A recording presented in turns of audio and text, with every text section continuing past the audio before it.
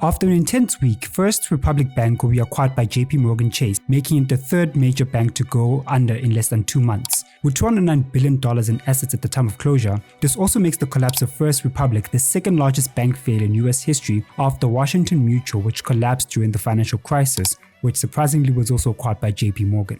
This comes after First Republic lost 40% of its deposits in the first quarter of the year due to rising interest rates and the collapses of Signature Bank and Silicon Valley Bank, where we saw depositors withdrawing their funds from the banks, causing bank runs. A bank run would have been catastrophic because 70% of First Republic's depositors were uninsured. This is because the FDIC only insures up to $250,000, and given the fact that First Republic mainly caters for rich people, including Mark Zuckerberg, a lot of very wealthy people were going to lose their money. This is not the only issue they had. First Republic was carrying a significant amount of loans with fixed long-term interest rates that started losing value as the Federal Reserve has repeatedly raised interest rates. They also had loans in investment to deposit ratio of 111%, meaning that they were lending out more money than they actually had. After bids from numerous buyers, including PNC, the FDIC, with the help of financial advisory firm Guggenheim Partners, decided to go with JPMorgan, most probably because the large size of JPMorgan would allow them to absorb the losses without compromising JPMorgan's balance sheet and the rest of the financial system.